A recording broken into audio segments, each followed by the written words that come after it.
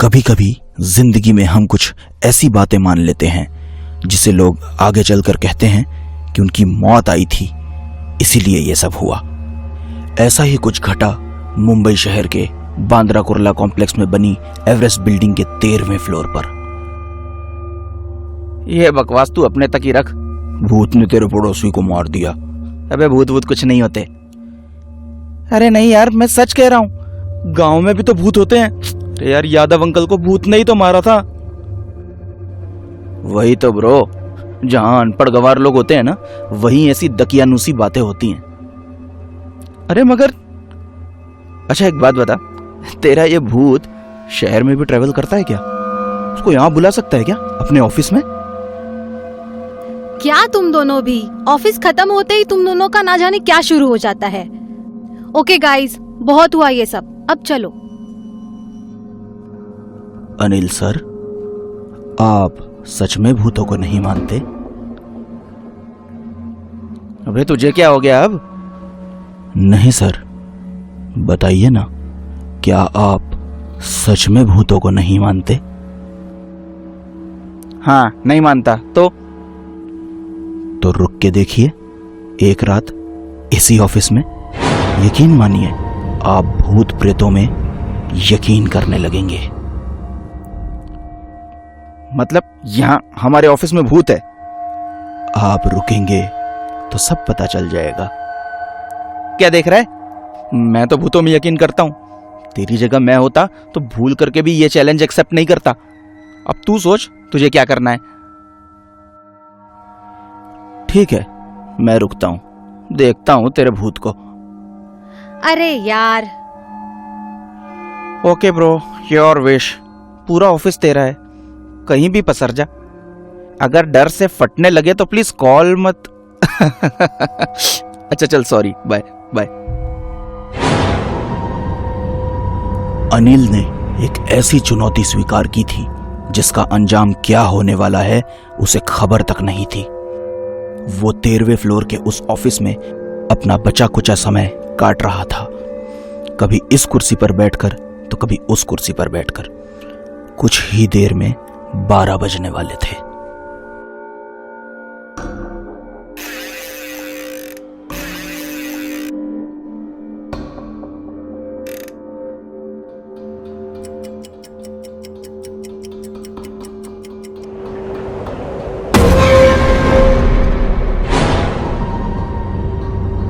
ये विजय तो विजय, साला चपरासी भी कमीना है। बेकार में ही ये चैलेंज लिया। इतने बड़े ऑफिस में तो कोई भी रात में अकेला होगा तो डर जाएगा। प्यास लगने लगी यार।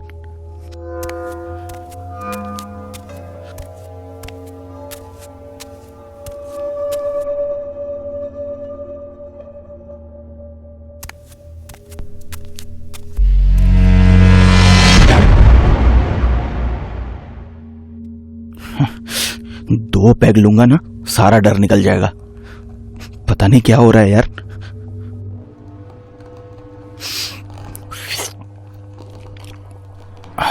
अब मजा आएगा।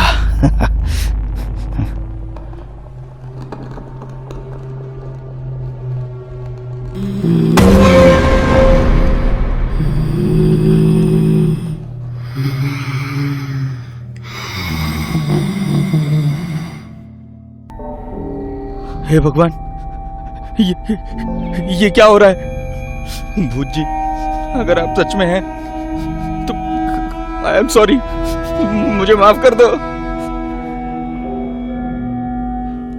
अनिल माफी तो मांग रहा था, लेकिन उसे क्या पता था, जिंदगी और मौत का खेल तो शुरू हो चुका है। और उस खेल में सिर्फ एक वही नहीं था, और भी 3 जिंदगियां शामिल होने जा रही थी।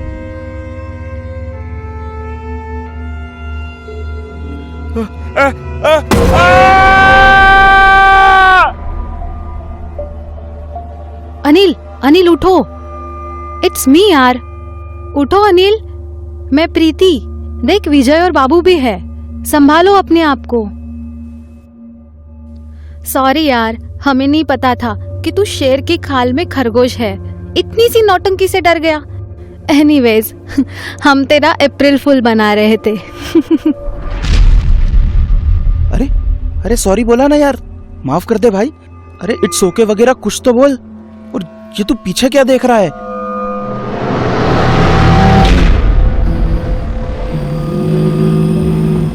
बाबू, ये एक्स्ट्रा नौटंकी ना तू लाया है। नहीं मैडम, मैं नहीं लाया इसे। कौन हो तुम? मैं भूत हूँ।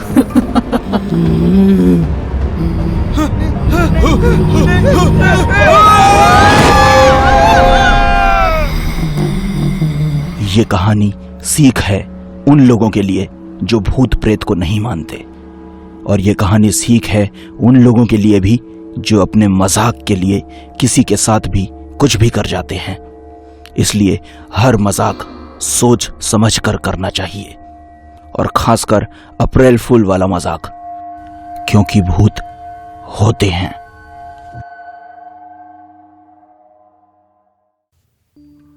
अकेलापन इंसान के लिए बहुत खतरनाक होता है।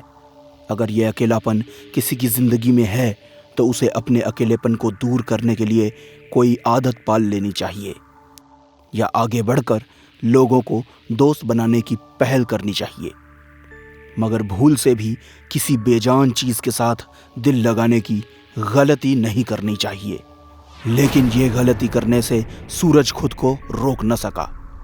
सूरज बेशक एक अच्छी नौकरी कर रहा था, खूब पैसे भी कमा रहा था, लेकिन शहर की भागम भाग में वो एकदम अकेला था।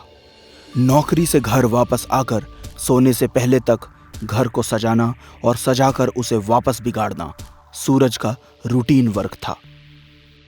ऐसा करके वो खुद को व्यस्त रखकर अपने अकेलेपन को दूर रखता था। सूरज का ये तरीका ही शायद सही था। उसके इस अजीब सनकी व्यवहार से ना तो किसी को परेशानी थी और ना ही खुद का कोई नुकसान। लेकिन एक दिन अखबार पढ़ते हुए उसकी नज़र इश्तिहार पर चली गई, जो बोलने वाली इलेक्ट्रॉनिक गुड़िया के सहारे लोगों का अकेलापन दूर करने का दावा कर रहा था। इश्तिहार देखते ही सूरज एक्साइटेड हो गया और उसने दी गई वेबसाइट पर जाकर उस गुड़िया को खरीद लिया। लेकिन उस मासूम को क्या पता था कि वो बोलने वाली गुड़िया नहीं, उसकी मौत की गुड़िया खरीद रहा है। सर, आपका पार्सल यहाँ साइन कर दीजिए।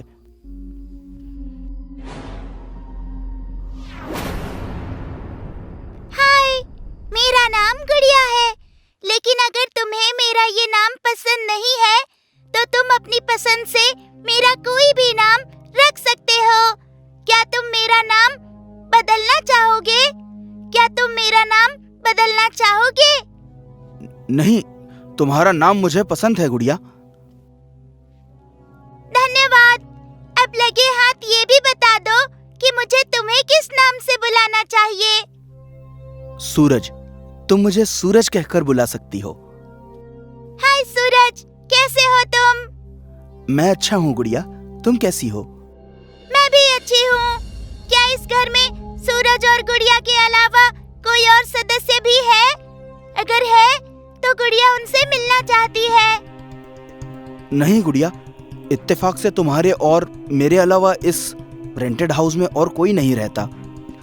रुको, मैं तुम्हारी खूबसूरती और बढ़ा देता हूँ। यहाँ मकान मालिक की एक पुरानी अलमीरा रखी है, उसमें शायद तुम्हारे लायक कपड़े मिल जाएं।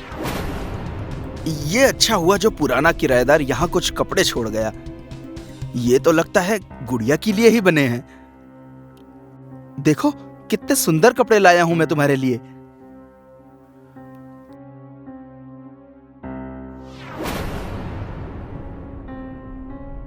तुम बहुत सुंदर लग रही हो। अकेलेपन से जूझ रहे सूरज ने पहले तो बिना सोचे समझे बेजान डॉल ली, फिर उसे एक अनजान के कपड़े पहना दिए। वो कपड़े तान्या के थे। तान्या एक नंबर की जिद्दी लड़की थी। उसे मोबाइल पर कहानियां सुनने की आदत थी, जिसके चलते एक दिन उसके पापा ने उसका मोबाइल छीन लिया। पापा, मैंने कितनी बार मना किया है कि ऐसे मेरा मोबाइल मत लिया करो। मैंने मोबाइल लिया नहीं है, मुझे लेना पड़ा है तान्या।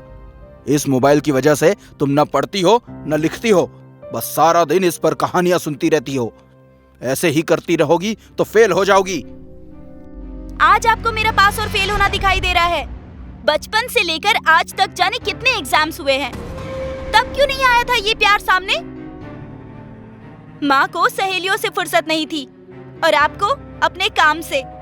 माँ बाप के होते हुए भी अनाथों की तरह बड़ी हुई हूँ मैं।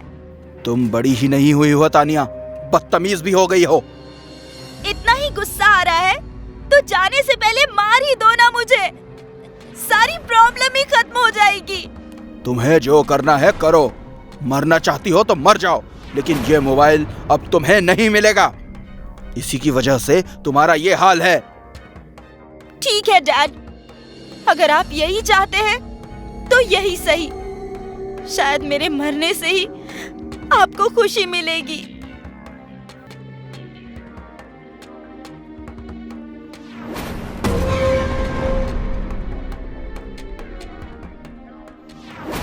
तान्या के मरने के बाद उसके पिता का बुरा हाल हो गया। वो उस घर को उसी हाल में छोड़कर वहां से चले गए। सूरज ने आज अपनी डॉल को उसी तान्या के कपड़े पहनाए थे और ऐसा होते ही गुड़िया की आवाज एकदम नॉर्मल लड़कियों जैसी हो गई। गुड़िया, ये कपड़े पहनकर तुम बहुत सुंदर लग रही हो। अगर मैं सुंदर लग रही हूँ तो तुम भी हैंडसम लग रहे हो। तुम तो एकदम असली लड़कियों जैसे बोलने लगी। मैं तुम्हारे बात करने के तरीके से बहुत खुश हूँ सूरज, इसलिए मैंने अपनी आवाज बदल ली। तुम्हारी आवाज बहुत मीठी है, दिल करता है जिंदगी भर तुम्हें सुनता रहूं। अगर तुम्हारी ये इच्छा है तो ये आवाज जिंदगी भर ऐसी ही रह सकती है, मगर एक शर्त पर। कैसी शर्त? तुम्हें हर रोज रात को मुझे एक नई कहानी सुनानी होगी। अगर मना किया तो मेरी आवाज वापस मशीनी हो जाएगी। नहीं नहीं, ऐसा मत करना। ये आवाज अच्छी है। अच्छी क्या, बहुत अच्छी है। मैं वादा करता हूँ मैं तुम्हें हर रोज एक नई कहानी सुनाऊंगा। और जैसा कि अभी रात हो चुकी है तो आज की कहानी है तुम्हारी ही जैसी एक खूबसूरत लड़की की। सूरज ने गुड़िया को हर रोज रात में कहानी सुनाने का वादा तो कर दिया, मगर उसे नहीं पता था ये वादा करके उसने अपनी जिंदगी की सबसे बड़ी भूल की है। गुड़िया ने सूरज को एक अनुशासन में बांध दिया था। इंसान की अगर मजबूरी ना हो तो उसे अनुशासन और नियम में बांधना बहुत कठिन होता है। जल्द ही वो एक रात आ गई जिसका डर था। सूरज गुड़िया को कहानी सुनाते सुनाते सो गया। सूरज, सूरज, उठो, बताओ ना पीपल वाली चुड़ैल ने क्या किया? फिर वो सो गई। तुम भी मेरे बाप जैसे हो। उन्हें भी मेरी फीलिंग्स की कोई फिक्र नहीं थी और तुम्हें भी नहीं है। सूरज, उठो, कहानी अधूरी छोड़ना मुझे बिल्कुल अच्छा नहीं लगता। उठो। सोने दो ना गुड़िया, आज ऑफिस में बहुत काम था। मैं यही कहानी तुम्हें कल सुना दूंगा। अभी प्लीज सोने दो और तुम भी आराम करो। नहीं कर सकती मैं आराम। इतने सालों से आराम ही तो कर रही थी। गुड़िया, ये क्या कर रही हो तुम? छोड़ो मेरे बाल। बस, बहुत हुआ ड्रामा। मैं कोई गुड़िया वुड़िया नहीं हूँ, मैं तान्या हूँ। मेरे कपड़ों को तुमने इस गुड़िया को पहनाकर मुझे ये नया रूप दिया है। अब चुपचाप मुझे कहानी सुनाओ, वरना पहले मैं मरी थी, अब तुम्हें मार दूंगी। नहीं नहीं, मुझे मत मारना, मैं सुनाता हूँ कहानी। वो राजा जब जंगल गया तो वहां उसे एक सूखा तालाब मिला। उस तालाब के बीचों बीच एक सूखा कुआं था। कुएं के मुंडेर पर काले रंग की बेलों ने अपना घर बना रखा था। राजा धीरे धीरे उस कुएं के पास गया। सूरज कहानी सुनाते हुए रुकता है। तान्या, मुझे बाथरूम जाना है। कहा ना तुम्हें, जब तक कहानी पूरी नहीं हो जाती तुम कुछ नहीं करोगे। सुनाओ। नहीं, मुझे जाना है। तान्या कौन सुना करता है? धोखेबाज।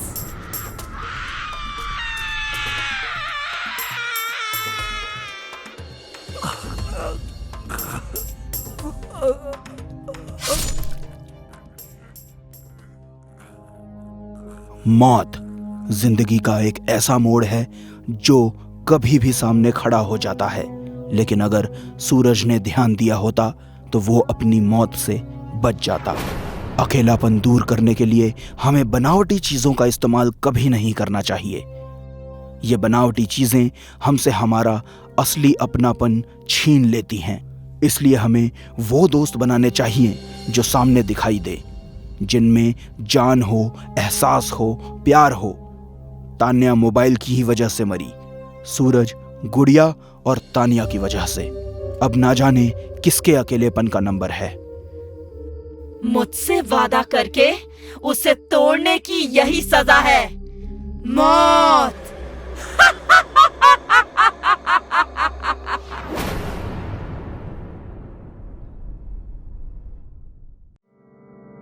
आज की हमारी कहानी का आधार है जरूरत से ज्यादा बड़ी महत्वाकांक्षा। कुछ कर गुजरने की, कुछ हासिल करने की महत्वाकांक्षा धरती पर पैदा होने वाले लगभग हर प्राणी के अंदर उफान मारती है। अच्छाई के रास्ते पर चलकर अगर कोई अपनी महत्वाकांक्षा को पूरा करता है तो ऐसे सफल व्यक्ति का इस धरती पर कोई मुकाबला नहीं। लेकिन अगर अपनी ऊंची महत्वाकांक्षा को हासिल करने के लिए कोई खून बहाने पर उतर आए तो ऐसे व्यक्ति का अंत भयानक होता है।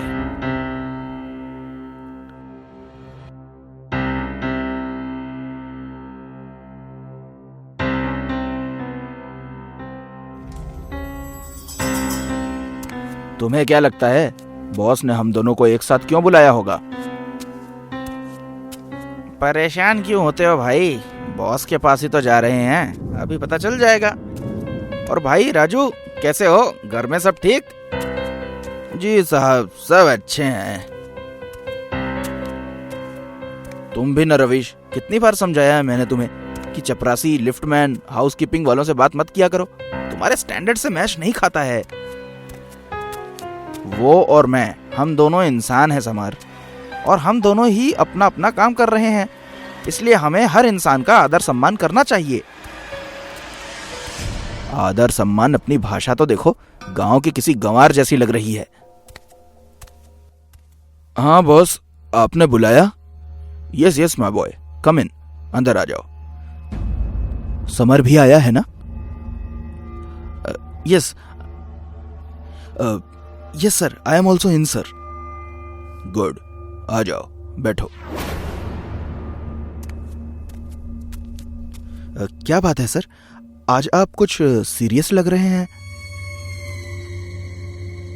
जिंदगी में कभी कभी कुछ फैसले लेने में बहुत मुश्किल होती है।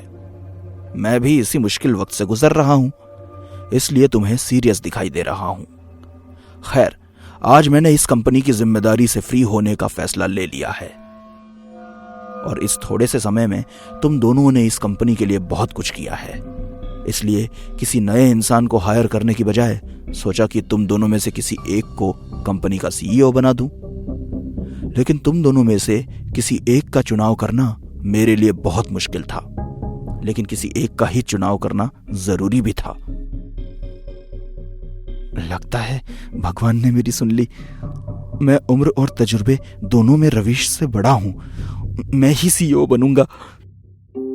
कल नए सीईओ की ऑफिशियल इंफॉर्मेशन सब जगह दे दी जाएगी। सो कल से Balraj group of information technology का नया सीईओ होगा रवीश।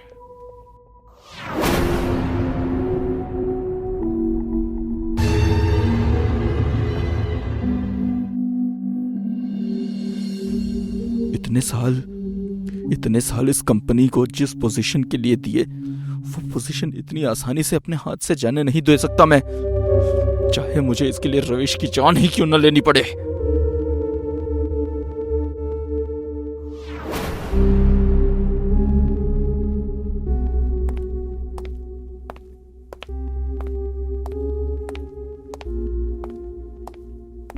Congratulation CEO sir. अरे क्या भाई, वैसे सच कहूं तो ये पोस्ट मुझे नहीं तुम्हें मिलनी चाहिए थी। तो पोस्ट मुझे दे दो।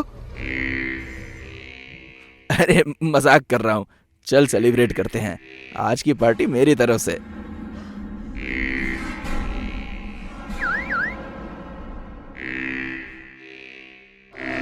अरे मगर यूं अचानक मेरी गाड़ी। आजकल लाइफ में बहुत कुछ अचानक हो रहा है। तुम सीईओ भी तो अचानक ही बन गए, तो ये पार्टी अचानक क्यों नहीं हो सकती? आज सिर्फ तुम और मैं और मेरी याच। जैसा दोस्त का मन, चलो।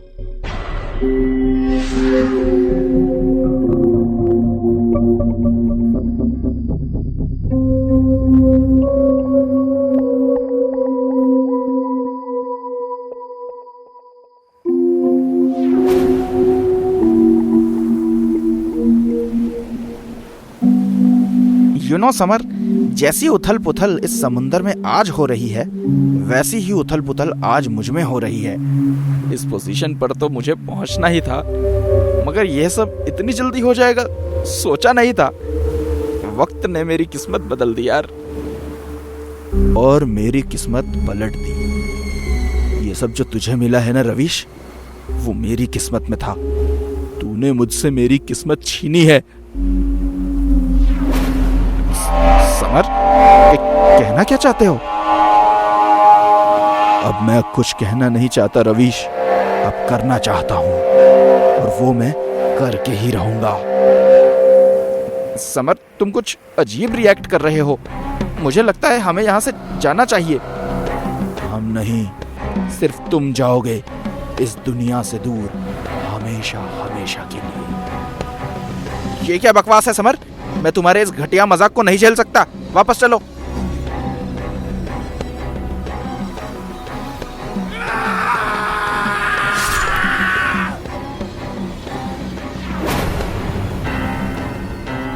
इंटरनेशनल कंपटीशन में सेकंड पोजीशन आई थी मेरी। समर की अति महत्वाकांक्षा ने रवीश की खुशी तो छीनी ही, वहीं उसे मारकर उसका यमदूत भी बन गया। हर किसी के साथ प्यार से व्यवहार करने वाले रवीश की मौत ऐसे भी होगी, ये किसी ने तो क्या खुद रवीश ने भी नहीं सोचा था। वो अब मर चुका था।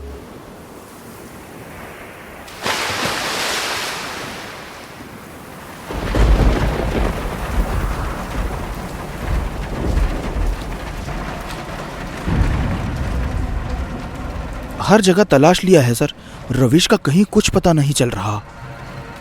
लगता है सीईओ की पोस्ट मिलने का पता चलते ही उसने अपने असली रंग दिखाने शुरू कर दिए हैं। कहीं किसी 5 स्टार होटल के रूम में पड़ा होगा शराब पीकर। खैर, वक्त को शायद यही मंजूर था कि सीईओ रवीश नहीं तुम बनो। Are you sure sir? तुम्हें मेरे फैसले पे कोई शक है? नो सर, बिल्कुल नहीं। मेरे कहने का मतलब था कि कल तक का वेट कर लेते हैं। वक्त और बिजनेस किसी के लिए नहीं ठहरता समर। अनाउंसमेंट कल के लिए टाल दो और तैयारी करो। जी सर, थैंक यू।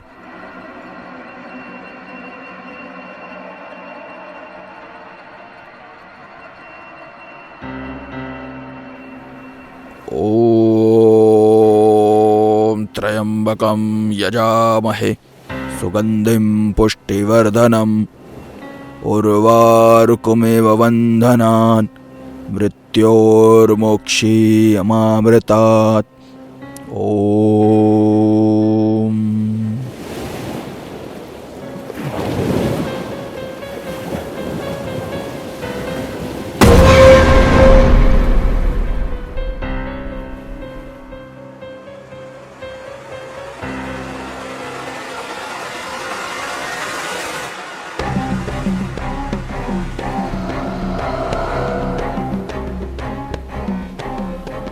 प्रभु की इच्छा लाई है, प्रभु की इच्छा लाई है तुझे मेरे पास। उन्हें भी न्याय चाहिए, तुझे भी न्याय चाहिए। मिलेगा, न्याय मिलेगा। ओम भट्ट।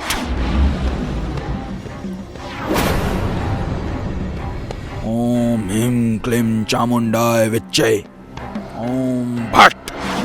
ओम ह्रीं क्लीं चामुंडाय विच्चे। ओम भट्ट।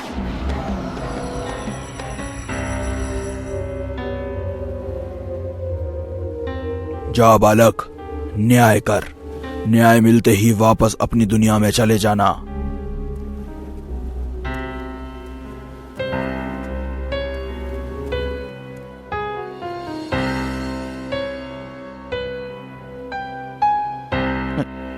देख जॉनी, ये मेरा प्रमोशन डे है। सब कुछ बहुत ही बढ़िया होना चाहिए, कुछ एवरेज नहीं होना चाहिए, समझा? सीईओ की अनाउंसमेंट है ये, सीईओ की। हाँ ठीक है, रख।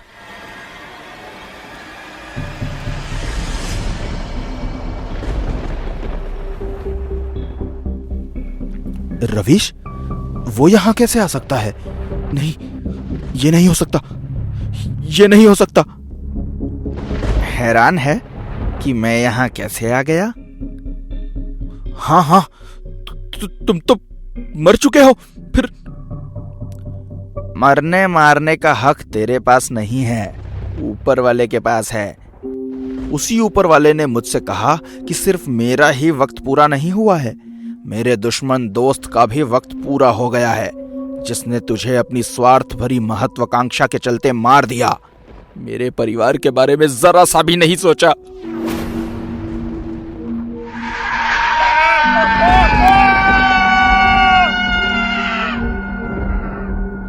रवीश, रवीश देख, मैंने तेरे साथ गलत किया है, क्योंकि मैं गलत आदमी हूं यार। पर तू तो सही है ना, अच्छा इंसान है यार। मैंने तेरे परिवार के बारे में नहीं सोचा, पर तू तो मेरे परिवार के बारे में सोच। माफ कर दे भाई, माफ कर दे। मैं माफी देने वापस नहीं आया, तुझे साथ ले जाने आया हूं। चल। नहीं, ये नहीं हो सकता। मैं कहीं नहीं जाऊंगा। मैं सीईओ बन चुका हूं, मैं कहीं नहीं जाऊंगा।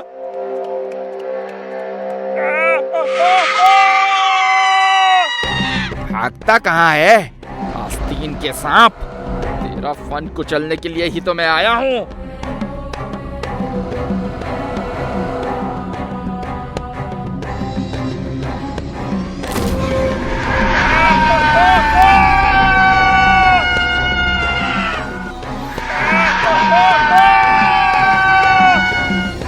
लालच, जलन और स्वार्थ से भरी सभी महत्वाकांक्षाएं हमेशा से बुरी होती हैं।